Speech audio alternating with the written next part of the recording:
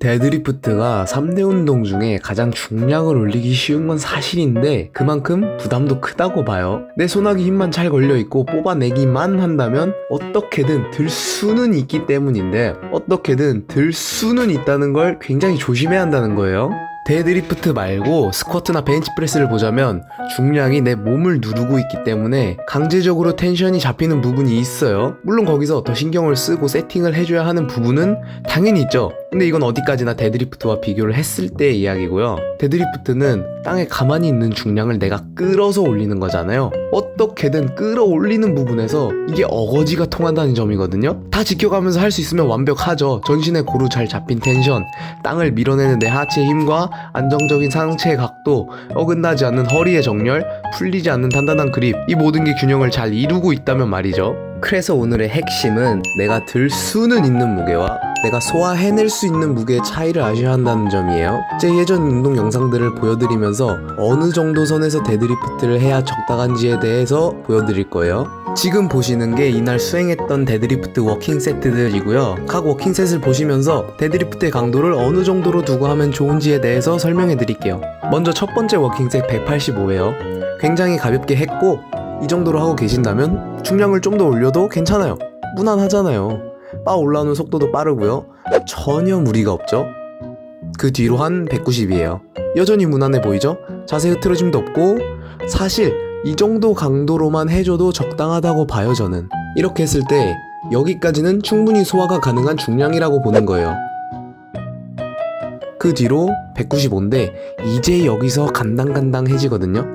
2개까지만 하고 끝냈으면 괜찮았을 텐데 보시면 3개째에서 좀 힘들어하는 게 보이시죠? 여기까지만 하고 마무리를 했어야 했는데 문제는 그 뒤로 200까지 올렸다는 점이고요. 이 이상의 강도로는 올리지 않는 걸 강력히 권장드려요. 마지막 탑셋인 200이에요. 처음부터 힘들어하는 게 보이시죠?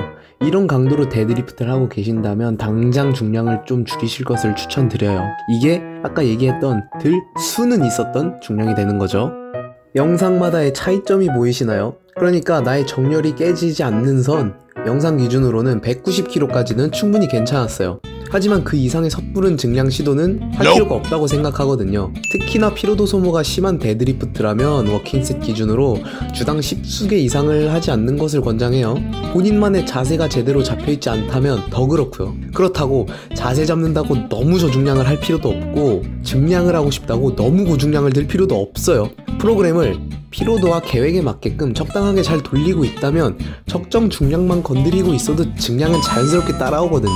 그러니까 증량이라는 건 맨 나중에 내가 해당 중량에 대한 확신과 내 자세에 대한 안정이 뒷받침됐을 때 하는 것이 안전하다는 거죠. 프로그램이 다음 주에 증량을 하라고 해도 내가 확신이 안 가면 안 올리면 그만인 거예요. 이건 단지 데드리프트에만 국한되는 게 아닙니다. 다만 데드리프트에서 무리를 쉽게 하기 때문에 훨씬 강조를 하는 거죠. 다른 종목들에 비해 중량이 비교적 쉽게 올라가니까 끌어올리자 하는 시도는 좋지만 하다 보면 벽은 자연스럽게 허물어져요. 조급하게 깨버리려고 하는 무리가 몸을 힘들고 아프게 만드는 거죠. 그럼 데드리프트를 그렇게 덜 하고 뭘 해야 하느냐? 그 남은 피로도를 가지고 스쿼트나 벤치프레스에다가 쏟는 게 더 낫다고 생각해요. 스쿼트가 늘면 데드리프트는 최소 스쿼트 중량만큼은 자연스럽게 따라오잖아요. 그런데 데드리프트 중량 오르는 만큼 스쿼트 중량도 같이 따라서 오르던가요? 물론 데드리프트의 평균 중량이 더 높은 건 있지만 보통 그렇지 않죠. 파워리프팅이라는 건 결국 고중량을 목표로 해서 증량을 해나가는 거잖아요. 고중량을 드는 것이 궁극적인 목표다 보니까 이게 결국 사람한테 욕심을 일으켜서 그 균형이 좀 깨지게 만들고 결국 어딘가 어긋나게 밀어붙이다 보니까 몸이 상해간다 이 소리예요. 그리고 이게 데드리프트에서 제일 부각된다는 점이고요. 허리 좀 구부러지고 다리 좀 떨어가면서 드러내면 얼마나 뿌듯해요. 오늘 운동도 해냈다는 성취감도 있고 실제로 무리 좀 하면 뽑히잖아요. 근데 그 일정치 이상의 무리를 너무 자주 시전하게 되면 거기서 문제가 생긴다 이거예요. 컨디션 조절부터 힘들어지고 특히나 부상의 문제가 바로 따라온다는 거죠. 이게 부상이란 게 정말 크게 잘못한 게 아닌 이상은 절대 그날 뭐 하나 가볍게 잘못했다고 갑자기 확 터지는 게 아니거든요. 괜찮겠지 하는 것들이 쌓이고 쌓이다가 어느 시점에서 갑자기 터지는 거고 그게 부상 당하는 날이라 이거예요. 그리고 부상의 원인을 찾겠죠. 오늘 뭐가 문제였냐? 오늘 뭘 잘못했냐? 사실은 그 전부터 문제를 계속 쌓아오고 있었는데 말이죠.